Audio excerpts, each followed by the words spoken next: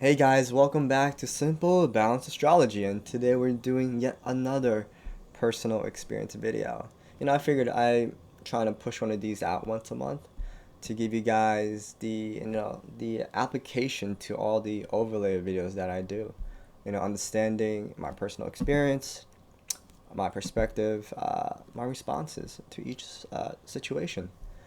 And as always, if you have not watched the part 1 video of this overlay with Venus and Partner's 8th house, please check out the video in the description box below, okay?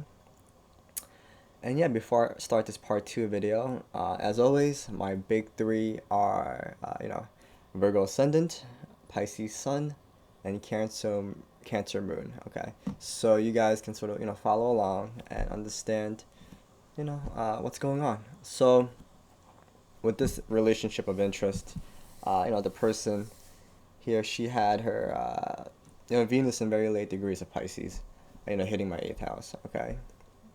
And to give, the background story, this was many, many moons ago, in high school, freshman year, I wanted to try out for the boys tennis team, okay? It's very, cliche, and then I met this girl.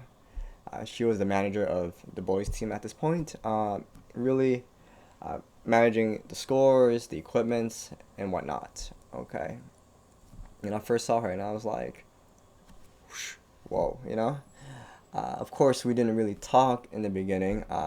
So in the beginning, we had some chats here and there, as we see each other during the sports activity. But we didn't really talk until there was some sort of pathway that get us together, and we had common friends. That's why, and that was sort of the door to open and try to understand each other more, know each other more.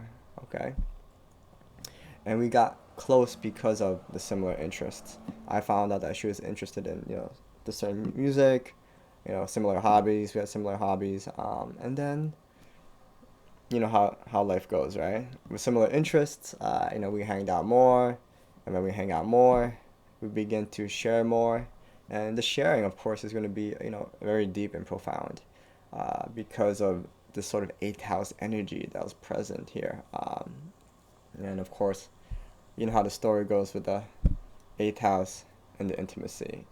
You already know. Anyway, so moving forward, next step would be as a couple months went by, the next step was, are we going to be an official couple? I mean, at this point, we were talking, we were seeing each other, one on one, exclusively. So that was the next step. So this was where it kind of got a little tricky, uh, you know, in terms of getting together. Okay.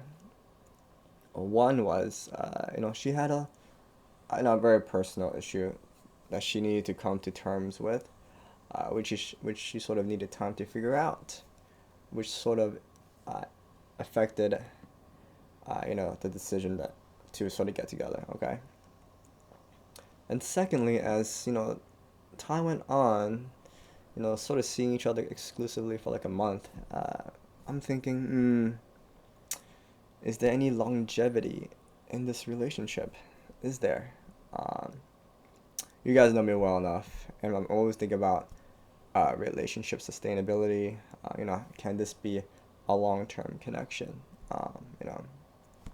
And the more serious questions, would be, where is this going? How do I truly feel, you know, in this relationship?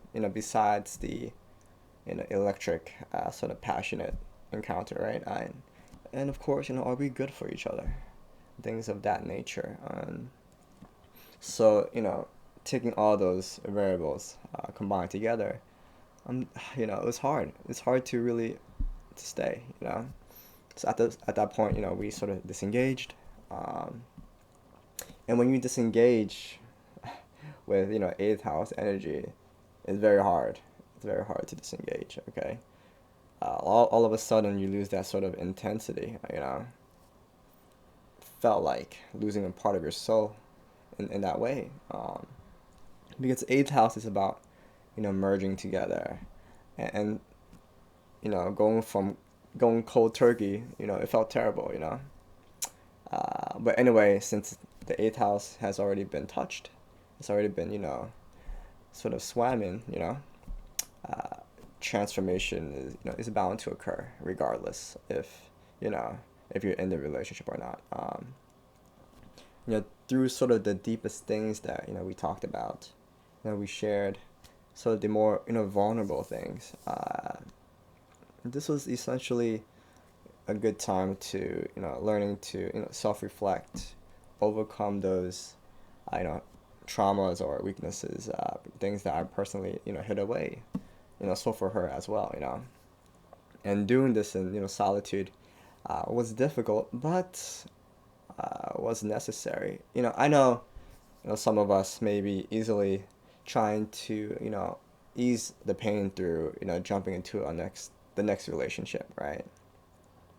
But that takes away from the reflection process, right?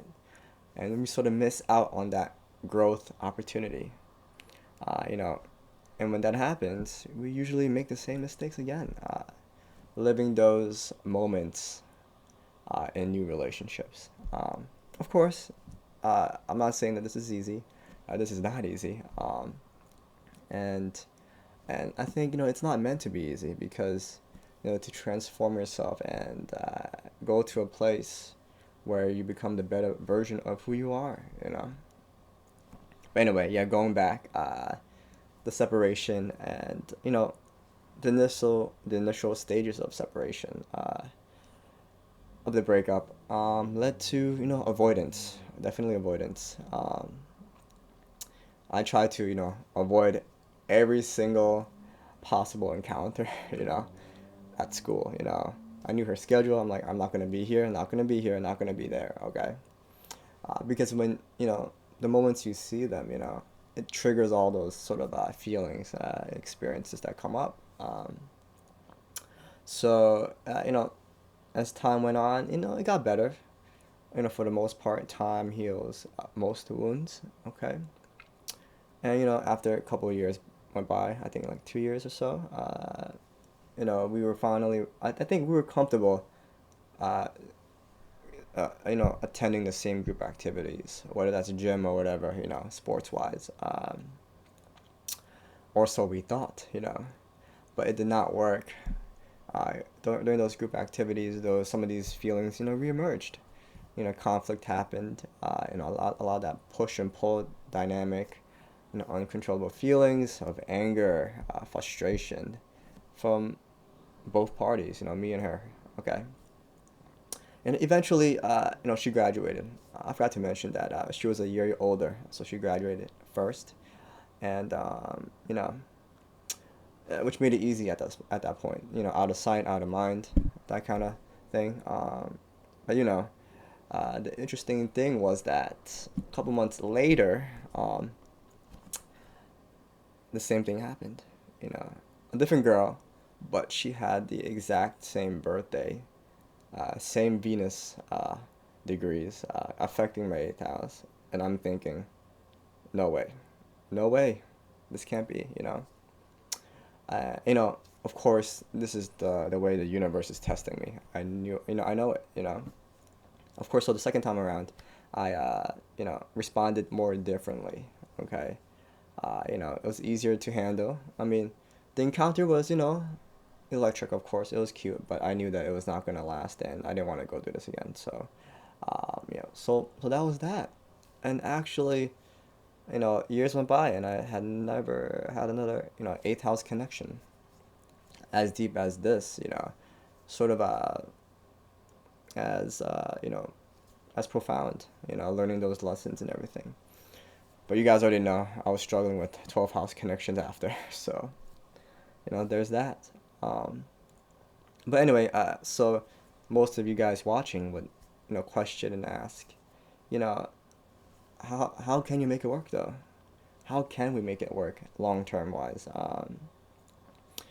For me, I think there are two main considerations. The first one is, be wary of codependence. Eighth house is about merging, right? So it's very easy to be in a codependent relationship, especially with Venus there, and the second thing is very, it's more general, a general take, but yet one of the most important things to understand is having a strong, emotional, healthy connection. Okay, being able to express yourself freely, having the mutual trust there. It's very challenging to be in a relationship where it's emotionally draining. You can't be who you are. Inappropriate levels of jealousy, many those mind games, which can be prominent in, Scorpio dynamics, eighth house dynamics, Pluto dynamics, and such. But yeah, I hope you guys, enjoy this video. I wanna, hear your experiences. I'm pretty sure, if you're watching this, then you probably had something similar, maybe more intense, maybe not, but I want to know. So, comment below, and I'll see you guys next time. Bye.